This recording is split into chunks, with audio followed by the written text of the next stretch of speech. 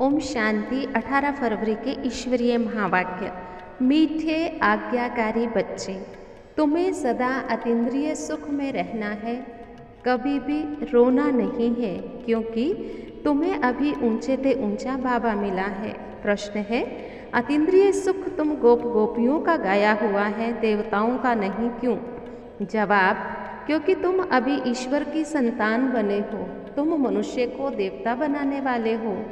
जब देवता बन जाएंगे तब फिर उतरना शुरू करेंगे, डिग्री कम होती जाएगी, इसलिए उनके सुख का गायन नहीं है, यह तो तुम बच्चों के सुख का गायन करते हैं।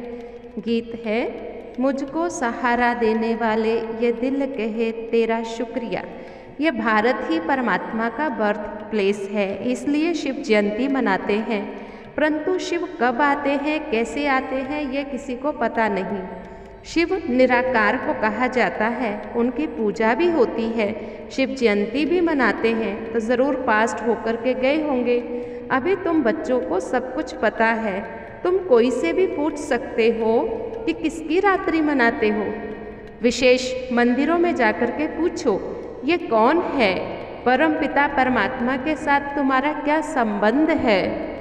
फिर उनको इस विषय में समझाओ कि परमात्मा दुख हरता सुख करता है। अभी तो सबकी कला नीचे उतरती है, इसलिए दुखी हैं, कितनी आफतें आती हैं, कितने दुख देखने पड़ते हैं मनुष्यों को। अति दुख हो, त्राही त्राही हो, तब शिव बाबा आते हैं। इस समय सब मनुष्य पतित हैं, इसीलिए इसको विशेष वर्ल्ड कहा जाता है। सतयुग में तो कोई दुख होता नहीं है, तुम बच्चे समझते हो ये ड्रामा बना हुआ है, यहाँ हर कोई 5 विकारों के वशीभूत है।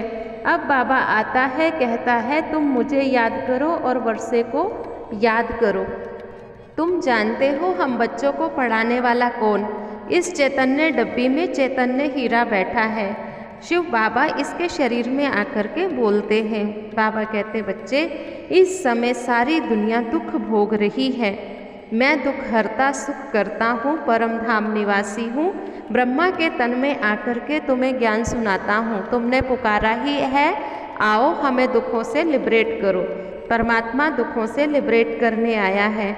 यह तुम्हारी पाठशाला भी है, भगवान तुम्हारा टीचर है, सत बाबा सत टीचर है। बाबा कहते, बच्चे तुम बाबा के आगे गीत गाते हो, मारो चाहे ठुकराओ, जो खिलाओ जो पिलाओ, चाहे मारो चाहे प्यार करो। सपूत बच्चे हमेशा आज्ञाकारी ही रहेंगे। बाबा कहे, बच्चे कभी रोना नहीं है। कोई यहाँ कैसा भी आता है, मुख्यतः बाबा ने कहा सबको बाबा का परिचय देना है। वो ज्ञान की वर्षा करने वाला शिव बाबा सच्चा इंद्र है। दुनिया कहती है इंद्र बरसता है, बाबा कहते मैं आकर के ज्ञान सुनाता हूँ। तुम भी ज्ञान डांस करने वाली परियां हो। ज्ञान इंद्र परियों का, ज्ञान इंद्र शिव बाबा का परियों को फरमान है, पवित्र बनो, पवित्र आत्माओं को ही मेरे सामने लाओ। ईमानदार सपूत बच्चा अच्छा होगा तो उसकी तरफ शिव बाबा का प्यार जाएगा। बाबा ने फिर ये भी कहा कि ये बेहद की बहुत बड़ी असामी है, बाबा कौड़ी को हीरे जैसा बनाने आता है, तो तुम बच्चों को अतीन्द्रिय सुख में रहना चाहिए। सब बच्चों के लिए बाबा कहते हैं, देखो तुम्हें अपना तन मन धन सफल करना है, 21 जन्मों के लिए अपना भाग्य बनाना है, और जो हमारा 21 जन्मों के लिए भाग्य बनाता है उस बाप को बड़े प्यार से याद करना है। अच्छा मीठे मीठे सिक्किलधे बच्चों प्रति माता पिता बाप दादा का याद प्यार। Good morning. धारणा के लिए सार है, कदम कदम बाप की राय पर चलना है, पूरा पूरा बलिहार जाना है, जहाँ बिठाएं जो खिलाएं ऐसा आज्ञाकारी होकर रहना है। अपनी चलन बहुत रॉयल ऊंची रखनी है। हम ईश्वरीय औलाद हैं, इसलिए बड़ी रॉयल्टी से चलना है, कभी भी रोना नहीं है।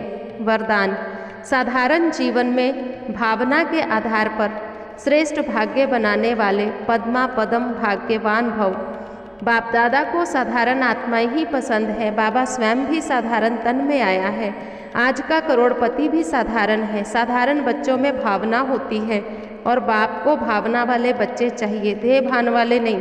ड्रामानुसार संगम युग पर साधारण बनना भी भाग्य की निशानी है।